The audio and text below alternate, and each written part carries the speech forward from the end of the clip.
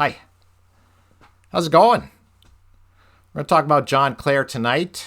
John Ashbery, the great late American poet, late 20th century, early 21st, has a collection of essays called Other Traditions, where he kind of tips his cap to poets who had a special importance to him. John Clare's in that book. John Clare suffered from some insanity.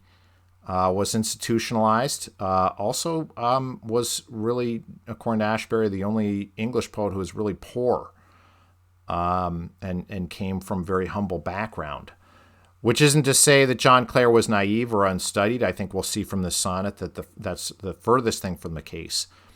But he's certainly unconventional. This is going to be an unconventional sonnet.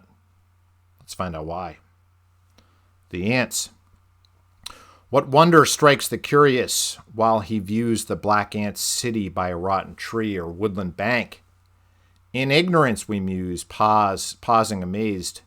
We know not what we see, such government and order there to be, some looking on and urging some to toil, dragging their loads of bent stalks slavishly. And what's more wonderful, big loads that foil one ant or two to carry quickly, then a swarm flock round to help their fellow men? Surely they speak a language whisperingly, too fine for us to hear, and sure their ways prove they have kings and laws, and them to be deformed remnants of the fairy days.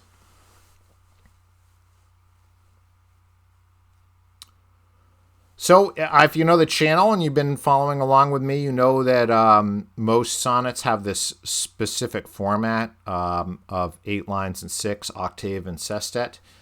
There's sometimes a little bit variation with the Shakespearean, but it kind of overall fits into this rubric where you have this volta after the first 8. It's just kind of how you divide up those second 6 in the Shakespearean. You go 4 and 2 in the sestet.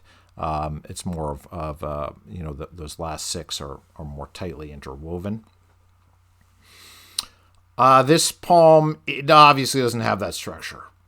So I don't really know what the structure is. You could say that after line 7, dragging their loads of bent stalks slavishly, you have this full stop. So you could say, well, perhaps there's a volta there, because then, but that's kind of hard to say that, because it just continues to narrate with, and what's more wonderful, big loads that foil. So it's just continuing right on the same line of thinking that it was before. So that's not a volta.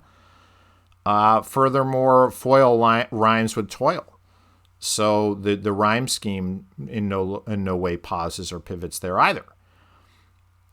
But then after foil, then you introduce these new rhymes with then and men. So it can't really be processed that way. It doesn't really break down into any type of pattern that's knowable in advance.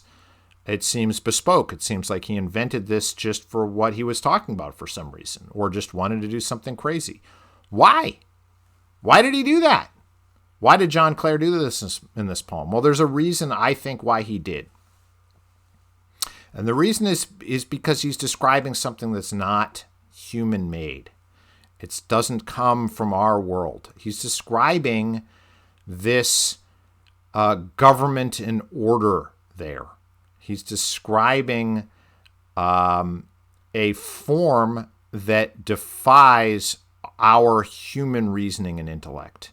He wants us to pause. He wants us to be amazed. He wants us in ignorance to muse.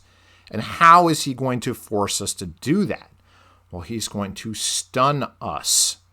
He's going to punch us in the face with prosody, which is exactly what happens. Now, if you've been following my channel for more than, I don't know, anything, you've watched any of my videos, and if you haven't, shame on you. Go and do that. You'll know my theme is the pivot to the eternal, which is every sonnet has a volta, has a point in the poem, usually after 8 lines, where it pivots And then the tone changes and the poet speaks about something. The poem speaks to the afterlife, to death, to human limitations, to regrets, to something about an eternal nature of things. And you could say, well, this poem seems to lack a pivot, but I would say, oh, no, it's in my channel. Sure does. Sure does. Now, it's not right where we expect it. It's not quite going to be pinned down. A swarm flock round to help their fellow men, period. But it is right around here because we get this trochee, the substitution in surely. So the first syllable there is emphasized, so it's not an I am. Surely they speak a language whisperingly. So we have the rhetorical surely, so he's promising he's going to give you something. We have that extra syllable in whispering ly. The ly is what's called a feminine ending. So it's not 10 syllables here. We get an extra 11th. Too fine for us to hear, and sure their ways. So the sure echoes back again. Surely and sure their ways prove they have kings and laws. Now, what type of proof does John Clare offer us? Is he measuring the ants? Is he cataloging them? Is he pinning them and putting them for somewhere for us to observe? No. The proof that he offers is poetic truth, is a poetic proof, is the proof of his structure, of his language, of his carefully interwoven poem. That's the loss he's showing us. Deformed remnants of the fairy days. And the fact that the structure of the poem seems broken and incoherent only adds to the effect, only reinforces his thesis. Why does this poem work so well? Is it because of the structure? Maybe. I would say if you were to hone in on one part, I would say that second line, the black ant city by a rotten tree. Why? Because the observation is so good.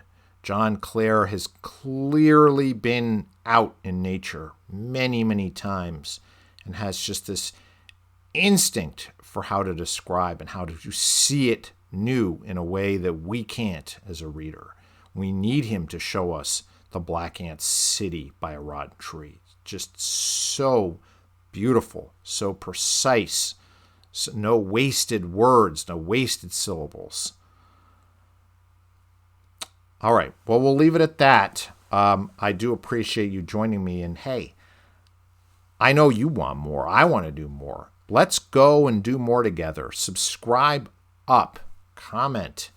Let's build a community here that can move forward and talk about some really, really exciting stuff I want to get into. Let's go into 20th century, 21st century sonnets. Let's look at all these different varieties of the sonnet practice, what people are doing with it today. Let's do that together. Let's build up. Right on. See you next time.